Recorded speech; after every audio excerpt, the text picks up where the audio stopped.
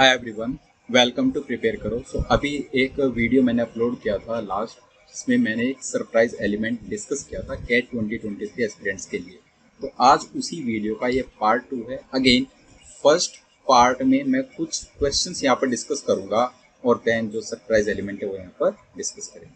ठीक है, तो कुछ क्वेश्चंस देखते हैं क्वांट के one by one. Okay, question number 1 कह रहा है Arun's present age is in years is 40% of Barun's. In another few years, Arun's age will be half of Barun's. By what percentage will Barun's age increase during this period? देखो, अरुण की as और वरुण की age, right, Arun and Varun. ये कह रहा है कि अरुण की जो एज है वो वरुण की एज का 40% है, प्रेजेंट एज। तो अगर वरुण की एज को मैं 100x मान लूँ तो अरुण की एज क्या हो जाएगी? 40x presently, right. In another few years, Arun's age will be half of Varun's.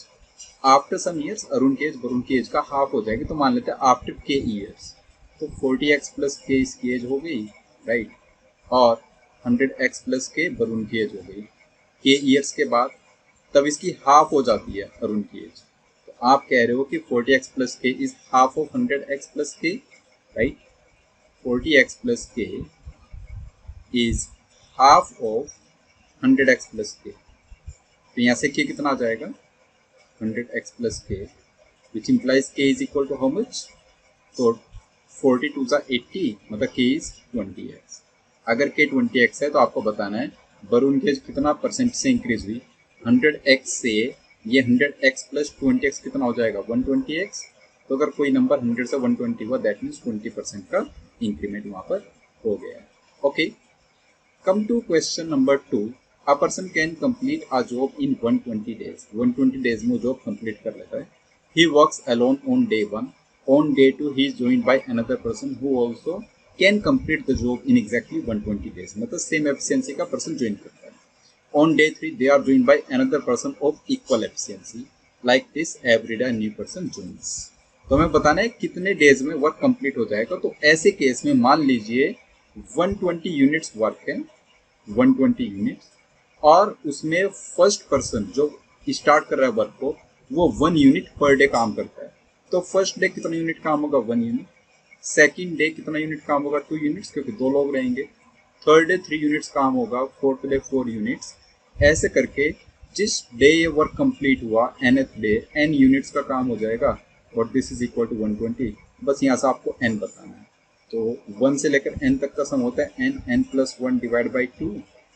अगर आप कह रहे हो ये नंबर 120 है, तो यहाँ से आप कह पाओगे कि n प्लस 1 240 है। n plus 1 is 240। Quadratic solve मत करो, सीधे देखो n की वैल्यू क्या होगी। तो 240 के क्लोज परफेक्ट स्क्वायर इज 225। तो n स्क्वायर प्लस n, मतलब आप कह सकते हो कि n इक्वल टू 15 इसको सेटिस्फाई कर रहा है। तो 15 डेज में ये वर्क हमारा कंप्लीट हो जाएगा, राइट। ठीक है, तो थर्ड क्वेश्चन पर आप चलते हैं। An elevator has a weight limit of 630 kg। 630 kg उसकी लिमिट है। It is carrying a group of people of whom the heaviest weighs 57 kg and the lightest weighs 53 kg। जो ग्रुप ऑफ पर्सन है उसमें सबसे heaviest person 57 kg का है और सबसे लाइटेस्ट पर्सन 53 kg का है। Maximum possible number of people आपको बताने हैं। अब यहाँ पर लॉजिक लगाओ। टोटल वेट तो फिक्स है 630 kg, right. 630 kg basically weight की लिमिट है। आप क्या चाहोगे? जो ग्रुप में पर्सन्स हो वो लाइट वेट वाले हों या हैवी वेट वाले हों, जबकि आपको नंबर ऑफ पर्सन्स को मैक्सिमाइज करना है। तो लिफ्ट में, एलिवेटर में जब लाइट वेट वाले लोग होंगे, ज़्यादा होंगे, तभी तो नंबर ऑफ पर्सन ज़्यादा होगा, राइट। तो हम क्या करेंगे, एक पर्सन तो 57 kg का रख लेते हैं, बाकी सारे लाइट वेट वाले लेंगे। लाइट वेट पर लिमिट है 53 kg की। तो अगर मैं 630 में से 57 हटा दूं, एक पर्सन का वेट जो हैवीएस्ट पर्सन है, तो 630 माइनस 57 कितना बनेगा? ये बन जाएगा 573। अब इस 573 में कितने पर्सन एकोमोडेट कर सकते हैं हम? 53 kg वेट वाले, राइट। उसी से मैक्सिमम आएंगे नंबर ऑफ पर्सन। तो 573 डिवाइड बाय 53 आप करते हो तो 53 10 जा 530, फिर वेट बचेगा 43। 43 में कोई भी पर्सन एकोमोडेट नहीं कर पाएंगे, तो ये 10 पर्सन यहाँ से आ जाएगा। अब 10 तो ये हुआ और एक ऑलरेडी 57 वाला है, तो इस क्वेश्चन के आंसर आप क्या मार्क करेंगे? 11। 11 से ज़्यादा पर्सन तो नहीं हो सकते ना, राइट ना। आसान सवाल था। नेक्स्ट क्वेश्चन 4 पर चलते हैं। A man leaves his home and walks at a speed of 12 kilometre per hour, reaching the railway station 10 minutes late after the train, right? If instead he had walked at 15 kilometre per our, then 10 minutes before वो पहुंचता है। तो अगर मैं आपसे time difference पूछूं, 10 minutes after 10 minutes before means 20 minutes का time difference है। ओके, डिस्टेंस तो कांस्टेंट है, स्पीड का रेशियो कितना है? स्पीड है एक बार 12 है, एक बार 15, तो यहाँ से आगे स्पीड का रेशियो 12/15 विच इज 4/5। अगर स्पीड का रेशियो 4/5 है तो टाइम का रेशियो कितना होगा? 5/4, क्योंकि डिस्टेंस कांस्टेंट है। टाइम का डिफरेंस कितना रेशियो पॉइंट है? 1 रेशियो पॉइंट। अब आप फटाफट बोल दो कि 1 रेशियो पॉइंट कितना है? 20 मिनट्स का टाइम डिफरेंस, राइट। अगर 1 रेशियो पॉइंट 20 मिनट्स का है, राइट, तो आप कह सकते हैं जो 4 की वैल्यू है वो कितनी है? 80 मिनट्स। मतलब जब उसकी स्पीड 15 थी तो उसको 80 मिनट्स का टाइम लगा। डिस्टेंस पूछिए, डिस्टेंस क्या होते हैं? Speed into time, right. Speed आ गई हमारे पास 15 और टाइम आ गया 80 मिनट्स का, उसको कन्वर्ट कर लो आवर्स में। 80/60, तो 15 4 जा और 4 से 80 डिवाइड कर, तो 20 किलोमीटर डिस्टेंस यहाँ पर आ जाए। आसान सवाल था, right. Next, Ravi invest 50% of his monthly savings in fixed deposits. Okay, तो उसकी जो मंथली सेविंग्स हैं, लेट से 100K या 100x, तो 100K उसकी मंथली सेविंग्स हैं, जिसमें से 50K उसने डिपॉजिट कर दिया एफडी में। फिक्स्ड डिपॉजिट है FD. Okay, next 30% of the rest. अच्छा, 30% ऑफ द रेस्ट का मतलब क्या है? 50K जा चुका है, बचा 50K, उस 50K का 30% कितना होगा? 30% ऑफ 50 इज 15K। तो उसने 15K कहाँ पर इन्वेस्ट किया? स्टॉक्स में। Okay, and rest goes into Ravi savings bank account. बाकी कितना बचा? 50K 15K, तो बाकी बचा 35K। ये कहाँ पर गया? सेविंग्स अकाउंट में गया, राइट, सेविंग्स अकाउंट में। तो इन्होंने बताया if the total amount deposited by him in the bank for savings account and fixed deposit is 59,500। तो एफडी प्लस सेविंग्स वाला 59,500 है। मतलब आप कह रहे हो कि 85K किसके बराबर है? 59,500 के बराबर है 85K। तो आपको बताना है कि उसकी मंथली सेविंग्स मतलब 100K कितना है। तो यहाँ से K कितना आ रहा है? 85, तो 87 जो होता है हमारे पास 56 और 5 7 35, 56 और 35 595 बन जाएगा, राइट। तो क्या आ गया हमारे यहाँ? 700। अगर K 700 है तो 100K कितना हुआ? 70,000 विल बी अवर आंसर। बोल पाएंगे आराम से, right. Now come to next question. ये क्या कह रहा है? If a seller gives a discount of 15% on retail price, retail means mark price, तो 15% अगर वो डिस्काउंट देता है, she still makes a profit of 2%। CP से आता है हमारे पास एमपी मार्क प्राइस, और मार्क प्राइस आता है हमारे पास सेलिंग प्राइस। मार्क प्राइस से सेलिंग प्राइस यहाँ पर दिया जाता है डिस्काउंट, कॉस्ट प्राइस से मार्क प्राइस यहाँ पर दिया जाता है मार्कअप परसेंट, और ये जो नेट यहाँ पर सक्सेसिव चेंज आता है उसको बोलते हैं प्रॉफिट परसेंट, राइट। तो P equals to M minus D, P equals to M minus D minus MD by 100 होता है, राइट। सक्सेसिव परसेंटेज चेंज के फॉर्मूला से जाएंगे सर। P इसने बोला 2 इक्वल टू M, डिस्काउंट कितना बोला उसने? 15, M minus 15 minus 15 M by 100। तो अगर M में से 15M आप निकाल दोगे, 15M बाई 100 निकाल दोगे, तो 85M बाई 100 बनेगा। मतलब आप कह सकते हो 17 is equal to 17M by 20। तो M कितना आ गया? मतलब मार्कअप परसेंटेज कितना आ गया? 20। अगर मार्कअप परसेंटेज 20 है, पूछा है which of the following ensures that she makes a profit of 20%, and option में डिस्काउंट और ये सेल एट रिटेल प्राइस और increase the retail price by 2%। तो मार्कअप की बात हो रही है, मार्कअप तो फिक्स है 20%, ठीक है। तो हमें बताना है, एक बार डिस्काउंट देख लेते हैं यहाँ पर कि डिस्काउंट कितना उसको देना होगा। आप बताओ, अगर प्रॉफिट उसको चाहिए 20%, तो 20, मार्कअप ऑलरेडी 20 है, माइनस डिस्काउंट मान लेते हैं D, माइनस 20D बाई 100।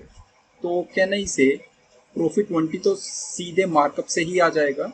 हम D की वैल्यू को 0 रख सकते आराम से। तो अगर D हमारा 0 है, दैट मीन्स उसको सेल करना होगा रिटेल प्राइस पर। अगर वो रिटेल प्राइस पर सेल करे तो उसको 20% का प्रॉफिट हो जाएगा। Okay, Next, suppose C1, C2, C3, C4 and C5 are 5 companies. The profits made by C1, C2, C3, ये रेशियो दिया हुआ 9, 10 and 8 का. While the profits made by C2, C4, C5, ये रेशियो दिया हुआ 18, 19 and 20. ओके, ठीक है. तो अगर मैं पांचों कंपनीज के प्रॉफिट का रेशियो निकालूं तो C1, C2, C3, then C4 and C5 ये है हमारे पास. C1, C2, C3 का रेशियो लिखिए 9, 10, 8, 9, 10 एंड 8. और C2, C4 एंड C5 का रेशियो है 18 रेशियो 19 रेशियो 20. ध्यान से समझिएगा लॉजिक क्या है, बहुत आसानी से आप सवाल कर पाएंगे. C2 वाला रेशियो दोनों में सेम होना चाहिए. 10 है, एक जगह 18 है. 10 और 18 को किसके बराबर बना सकते हो? 90 के बराबर बना सकते हो, क्योंकि 19 का एलसीएम. अगर 10 को 90 बनाना है तो 9 से मल्टीप्लाई करना होगा. मतलब ये रेशियो आ जाएगा 81. रेशियो 10 की जगह हो गया 90, 9 से मल्टीप्लाई करके. 8 की जगह हो गया 72, 9 से मल्टीप्लाई करके रेशियो. जब ये 18 रेशियो 19 रेशियो 20 वाला इसको 5 से मल्टीप्लाई किया होगा, क्योंकि 18 को हमें 90 बनाना है. तो 5 से अगर मल्टीप्लाई किया तो 19 5 से 95 बना होगा और 25 से बन गया होगा 100. ये रेशियो आ गया हमारे पास C1, C2, C3, C4, C5 के प्रॉफिट का रेशियो. अब इसने कहा है कि C5 has made a profit of 19 crore more than C1. C5 का प्रॉफिट C1 के प्रॉफिट से 19 करोड़ से ज्यादा है. C1 का 81 है रेशियो पॉइंट और C2 का 100 है. 100 और 81 रेशियो पॉइंट का डिफरेंस है 19 रेशियो पॉइंट. मतलब आप कह रहे हो कि 19 रेशियो पॉइंट 19 करोड़ है, तो 1 रेशियो पॉइंट 1 करोड़ हुआ. पूछा total profit by all 5 companies, तो इनके रेशियो पॉइंट ऐड कर दो, उतना ही करोड़ टोटल प्रॉफिट आ गया. तो 80, 90, 70, 170, right, 170 and 70, 170 and 70 240 plus 93 30 plus 100 430, 430 हुआ 5, 2 and 1, 430 plus 8 is 438 crore. Option 1 आपने मार्क किया. ओके, नेक्स्ट ये क्वेश्चन है. The number of girls appearing for an admission test is twice the number of boys. Girls boys का twice है, girls boys का twice है, right. मतलब कि 2:1 में, 2:1. Okay, now if 30% of the girls and 45% of the boys get admission, 30% girls को admission मिलता है, 45% बॉयज को एडमिशन मिलता है. Percentage of candidates who do not get admission is. ठीक, तो जिनको एडमिशन नहीं मिला उनको निकालने के लिए पहले वो निकाल लेते हैं जितने परसेंटेज को एडमिशन मिला. 30% गर्ल्स को एडमिशन मिला, 45% बॉयज को एडमिशन मिला, तो ओवरऑल कितने परसेंट स्टूडेंट्स को एडमिशन मिला? एक्स बार वो आ जाएगा 2 into 30 वेटेड एवरेज से, plus 1 into 45 is 45 itself, divide by 2 plus 1. तो ये कितना हो जाएगा? 32 से 60, 105, तो ये आ जाएगा 35%. अगर 35% एडमिशन हुए हैं तो 65% जिनको एडमिशन नहीं मिला, सीधा आएगा. ठीक, last, I stall sells popcorn and chips in packets of 3 sizes, large, super and jumbo. The numbers of large, super and jumbo packets in its stock are in the ratio 7:17:16 for popcorn and 6:15:14 for chips. Okay, तो यहाँ पर आपको popcorn और chips के packets का size और उस size में कितने पैकेट्स अवेलेबल है ये दिया हुआ है. तो 3 साइज हैं, large, super and jumbo.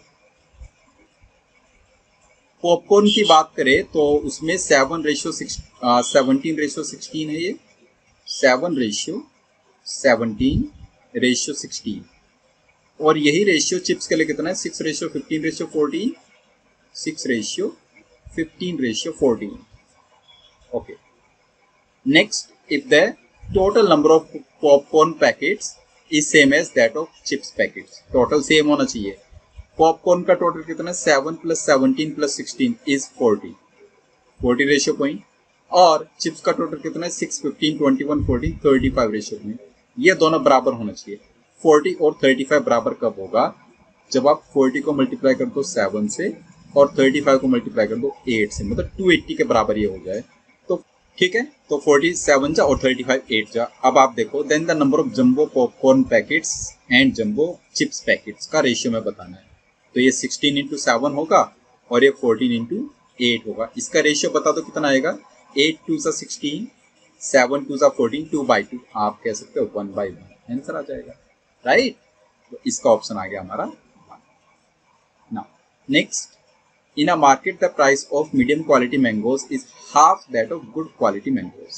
A shopkeeper buys 80 kg good mangoes and 40 kg medium quality mangoes from the market and then sells all these at a common price which is 10% less than the price at which he bought the good ones. तो his overall profit is okay. देखते हैं एक बार। तो मान लेते हैं जो good quality mangoes हैं उसका प्राइस है 2x पर मैंगो, राइट। और जो मीडियम क्वालिटी मैंगोज है उसका प्राइस कितना आ जाएगा, हाफ है, तो x हो जाएगा इसका प्राइस। अगर उसने 80 केजी गुड मैंगोज बाय किए और 40 केजी मीडियम मैंगोज बाय किए तो उसका टोटल कॉस्ट प्राइस कितना होगा यहाँ से। तो 80 KG good mangoes 80 into 2x करना पड़ेगा उसके लिए, और जो उसके पास में मीडियम क्वालिटी मैंगोज है उनका x है प्राइस, तो 40x हो गया वहां से। ये हो गया सीपी, टोटल उसका जो सीपी है, राइट। तो 82 सा 160 और 40 200x बन गया उसका टोटल कॉस्ट प्राइस 200x। अब उसने कहा and then sells all this at a common price which is 10% less than the price at which he bought the good ones. Good ones का प्राइस कितना है 2x, टोटल मैंगोज उसके पास कितने हैं 120, तो उसका जो सेलिंग प्राइस है वो है 120 टोटल मैंगोज, और उनको उसने 2x प्राइस की जगह 2x के 90% प्राइस पर सेल किया, 10% लेस, ओके। तो ये सेलिंग प्राइस बताओ जरा कितना आ रहा है यहाँ से। 120 इंटू 2 इज 240 और 240 का 9 टाइम्स कितना होगा ये 216। तो ये आ गया 216x। क्या बताना आपको, हिज ओवरऑल प्रॉफिट 16x का उसको प्रॉफिट हुआ है 200x के कॉस्ट प्राइस पर, तो 16x upon 200x just multiply कर दो 100 से, आंसर आ गया 8%। ऑप्शन 2 मार्क कर सकता आराम से, राइट। नाउ नेक्स्ट कह रहा है area of the closed region bounded by the equation mod x plus mod y is equal to 2। ये जो mod x plus mod y is equal to 2 है वो क्या बनाता है, ये किस टाइप का रीजन हमारे पास बनता है। तो एक स्क्वायर रीजन बनता है, राइट, इस टाइप से स्क्वायर, ओके। और ये पॉइंट आता है 2,0, ये होगा 0,2, ऑलराइट, और ये है 0,0। स्क्वायर की साइड आप निकाल सकते हो 2,0 और 0,2 के बीच डिस्टेंस कितनी होगी। तो डिस्टेंस फॉर्मूला कोऑर्डिनेट ज्योमेट्री में जो होता है, तो अंडर रूट 2 - 0 का स्क्वायर 2 स्क्वायर प्लस 0 - 2 का स्क्वायर 2 स्क्वायर, ये कितना आ जाएगा 2 स्क्वायर 4 प्लस 4 8, 2√2 उसकी साइड आ गई। अगर आप जानते हो स्क्वायर की साइड 2√2 है तो उसका एरिया कितना आ जाएगा, 2√2 का होल स्क्वायर कर दो 8, हमारा आंसर आ जाएगा। Now next, from a triangle ABC with sides of length 40 feet 25 feet and 35 feet a triangular portion GBC is cut off where G is the centroid of triangle ABC।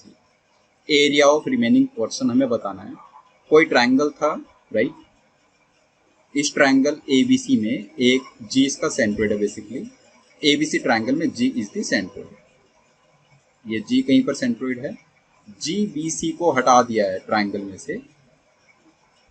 जो centroid होता है उसकी property होती है कि area of triangle AGB, GBC और AGC, ये तीनों ट्राइंगल का एरिया बराबर होता है, राइट। अगर आप इसका ज्वाइन करते हो तो ये तीनों का एरिया बराबर होता है और ईच का एरिया ABC का 1/3। तो BGC अगर हटा दिया आपने तो रिमेनिंग का एरिया क्या हो जाएगा 2/3 of triangle ABC, 2/3 of area of triangle ABC बचेगा हमारे पास। अब आपको एरिया ऑफ ट्राइंगल ABC बताना है, तीनों साइड दी हुई है, तो हीरोज फॉर्मूला अप्लाई कर दीजिए, SS minus 40 25 and 35 of the sides. तो सेमी पेरीमीटर कितना आ गया, सेमी पेरीमीटर आ गया 40 प्लस 25 प्लस 35 इज 100/2 इज 50। तो एरिया कितना आएगा इसका under root 50, 50 minus 40 is 10, 50 minus 25 is 25, 50 minus 35 is 15, ये बनेगा, ठीक है। अब इसकी वैल्यू निकालो कितनी आएगी यहाँ से, तो 50 इंटू 10 ये हो गया 500, राइट। 500 में से अगर 100 की बात करें तो वो 10 बन जाएगा, इंटू 5 और 15 में से 5 25 इंटू 25 तो ये बन जाएगा 25, ओके। और बाकी बचेगा √3, तो ये आ गया 250 √3। 250 √3 किसका एरिया है, एरिया ऑफ ट्रायंगल ABC का, उसका हमें 2/3 चाहिए, तो 2/3 of 250 √3, 250 into 2 is 500, √3/3 is divide by √3। Option mark कर देंगे, option, alright. Now next, a solid metallic cube is melted to form 5 solid cubes whose volumes are in the ratio 1:1:8:27:27।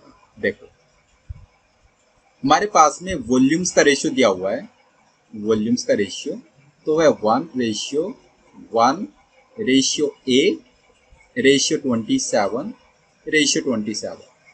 एक बिगर cube को melt किया, तो बिगर क्यूब की volume कितनी आ गई, इन सभी रेशियोज को ऐड कर लो, रेशियो पॉइंट्स को, 1 + 1 2 + 8 10 और 27 इज 54 + 10 64, मतलब 64 वॉल्यूम का एक बिगर क्यूब था, उसको मेल्ट करके हमने ये स्मॉलर क्यूब्स बना दिए, रेशियो 64, ठीक। देन पूछा है the percentage by which the sum of the surface areas of these 5 cubes exceeds the surface area of the original cube. इन पांचों का सरफेस एरिया का सम निकालो और ओरिजिनल का सरफेस एरिया निकालो, उसमें परसेंटेज आपको इंक्रीज बताना है कि इन पांचों का जो सरफेस एरिया वो कितना परसेंटेज ज्यादा है।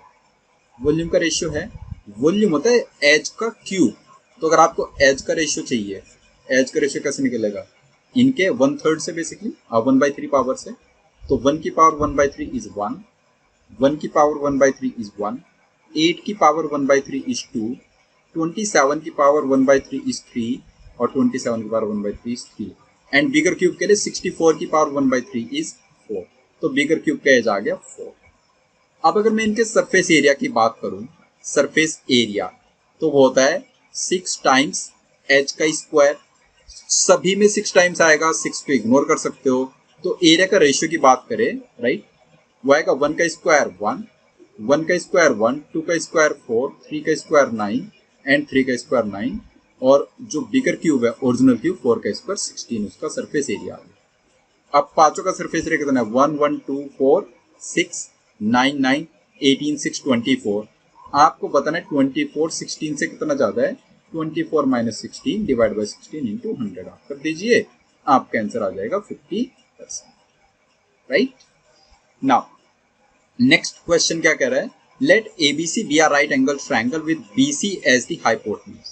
ABC एक राइट एंगल ट्रायंगल है और उसका हाइपोटेन्यूज है BC, ABC ये B और ये C, BC is the hypotenuse, A is the vertex with 90 degree, AB 15 AC 20, AB 15 है AC 20 है, तो ये कितना आ जाएगा 25, 3 4 5 पाइथागोरन ट्रिपलेट होता है, तो 3 5 15, 4 5 20, 5 5 25, ओके। देन पूछा इसने the minimum possible time in minutes required to reach the hypotenuse from A at a speed of 30 kilometre per hour. A से पहुंचना है हाइपोटेन्यूज पर और स्पीड है 30 kilometre per our. Minimum time कब लगेगा, जब आप शॉर्टेस्ट डिस्टेंस के अलोंग जाओगे। किसी भी पॉइंट से अगर आप किसी लाइन की शॉर्टेस्ट डिस्टेंस मेजर करना चाहते हो, always measure it along the perpendicular. Perpendicular distance is the shortest distance. तो अगर आप इस परपेंडिकुलर को h मान लो, ये h किसके बराबर होता है, 15 इंटू 20 डिवाइड बाई 25। तो यहां से h आ गया हमारा 12। अगर ये डिस्टेंस 12 है और स्पीड है 30, तो कितने मिनट्स का टाइम लगेगा, 12 डिवाइड बाई 30, और इसको मिनट्स में कन्वर्ट कर ले तो 60 मिनट्स में कन्वर्ट किया, आंसर आएगा 24 मिनट्स, राइट। अगर आप इसमें कंफ्यूज है कि h इक्वल टू 15 इंटू 20/25 कैसे हुआ, तो सीधे लॉजिक अप्लाई करो। ट्रायंगल का एरिया क्या निकालोगे आप, area of right angle triangle half into base 20 into height 15, या फिर हाफ इंटू बेस 25 और हाइट h। 25 को बेस बोल दो और उस पर हाइट h है, राइट। तो दोनों तरीके से आपने एरिया लिखा, इक्वेट क्या, h की वैल्यू सीधे आ गई। ओके, नाउ नेक्स्ट क्वेश्चन देख लेते हैं एक बार। लॉगरिथम का सवाल है ये।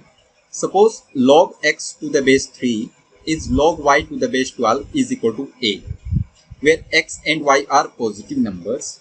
If g is the geometric mean of x and y, then log g to the base 6 is equal to। तो ये जो इक्वेशन यहाँ पर लिखे ना, इसके हिसाब से आप लिख सकते हो x इज इक्वल टू 3 की power a, y is equal to 12 की पावर a। अब आप कह रहे हो g is the geometric mean, तो g क्या आ गया, g is equal to square root of x into y, मतलब 3 की पावर a इंटू 12 की power a, which will become 6 की पावर a, राइट। तो ज्योमेट्रिक मीन आ गई 6 की पावर a।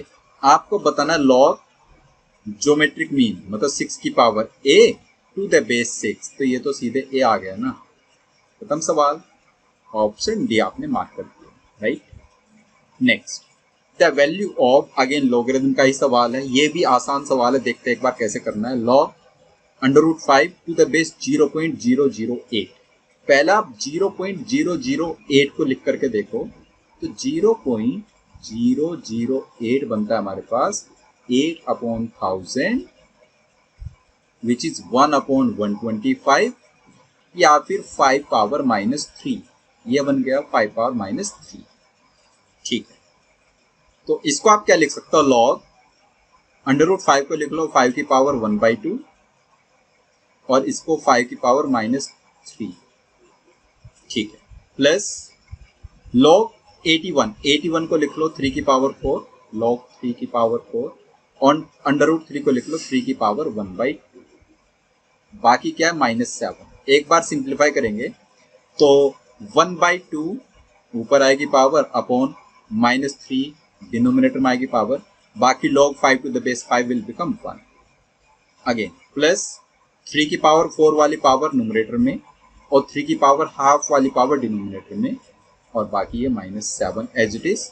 तो बता दो आंसर कितना आ रहा है यहाँ से, -3/2, राइट, n + 8 - 1 -7, तो 1 बना, और 1 - 3/2, रादर 1 - 1/6 हो गए, तो 1 - 1/6 कितना बनेगा हमारा, 5/6, ऑप्शन सी। ओके, इसी के जस्ट नीचे नेक्स्ट क्वेश्चन है, उसको भी देख लेते हैं। तो ये क्या कह रहा है, if 9 power 2x - 1 - 81 power x - 1 is 1944, then x की वैल्यू आपको डिसाइड यहाँ से करनी है। तो थोड़ा ध्यान से देखते हैं, 9 की पावर 2x - 1 है, उसको लिख लो 9 की पावर 2x अपॉन 9, माइनस 81 की पावर x - 1 है, तो उसको लिख लो 81 की पावर x अपॉन 81, और ये किसके बराबर है, 1944 के बराबर है। अगर आप 9 की पावर 2x को लिखना चाहते हो तो कैन आई से 9 की पावर 2x इज 9 की पावर 2 की होल पावर x, एक ही तो बात है।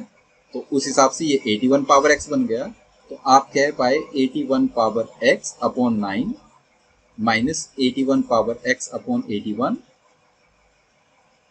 Is how much, is 1944। Okay, तो 81 पावर x आपने कॉमन ले लिया, तो क्या बचा 1/9 - 1/81, जिसमें 81 एलसीएम है, तो इधर आ गया 9, इधर आ गया 1, 9 - 1/81 इज 1944, 9 - 1 8/81, ठीक है। तो आप कह सकते हो कि 81 power x is equal to 1944 को 8 से डिवाइड करेंगे तो 8 2 16, 3 4 8 4 32 एंड 8 3 24, 243, और बाकी 81 है ही। दोनों साइड को आप 3 की पावर में लिख लीजिए, 81 पावर x इज 3 की पावर 4x, और राइट साइड कितने 3 की पावर 5 4 9। अगर 4x 9 के बराबर है तो आप कह सकते हो x is 9/4। Okay, option number B आप मार्क कर सकते हो। ठीक, लास्ट क्वेश्चन देख लेते हैं एक बार, ये थीटा टाइप क्वेश्चन है। If a b c d are integer such that a plus b plus c plus d is 30, then the minimum possible value of a minus b का square plus a minus c का square plus a minus d का square. Integers हैं और हमें squares के सम की value को minimise करना है। देखो स्क्वायर की जो वैल्यू आती है वो जीरो ऑनवर्ड्स आती है, या तो जीरो या फिर जीरो से ऊपर की वैल्यू आती है।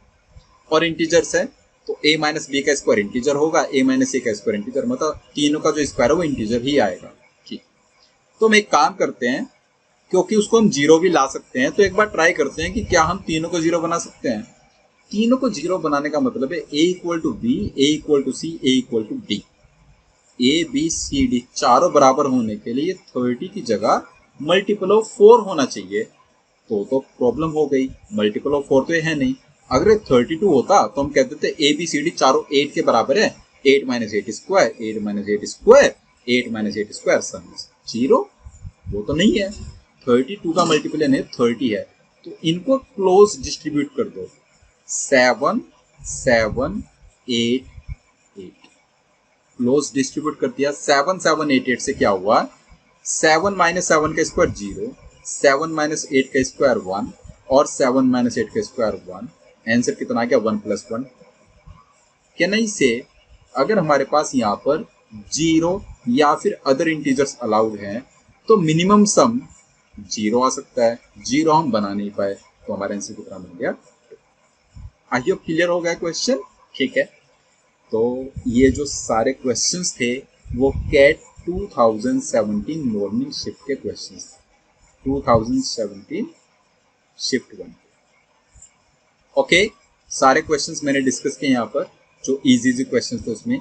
अभी कुछ और क्वेश्चंस भी रहते हैं जो और भी इजी हैं, राइट, उनको भी आप ट्राई कर सकते हो। तो मैं एक बार स्क्रीनशॉट आपको लेने के लिए उसकी स्क्रीन दिखा देता हूँ, आप एक बार इसका एसएस कैप्चर कर लो। ये क्वेश्चंस भी आप ट्राई कर सकते हो, यू विल फाइंड ये क्वेश्चंस भी बहुत इजी है। इन आई होप आपको सभी का सॉल्यूशन समझ आ गया है। कोई भी आपको डाउट है तो आप कमेंट करके अपना डाउट पूछ सकते हैं। अगर और भी किसी शिफ्ट के क्वेश्चंस की आपको ऐसे वीडियो बनवानी है तो कमेंट सेक्शन में मुझे बता देना, आई विल बी हैप्पी। और मैं ऐसे ही ऑल्टरनेट अप्रोच से आपको उनके आंसर बताऊंगा और इजी क्वेश्चंस पिक करके उस सेक्शन का आपके सामने ऐसे वीडियो प्रेजेंट करूंगा। ओके गाइस, सो मिलेंगे नेक्स्ट टाइम किसी और डिफरेंट कॉन्सेप्ट के साथ। तब तक के लिए बाय बाय।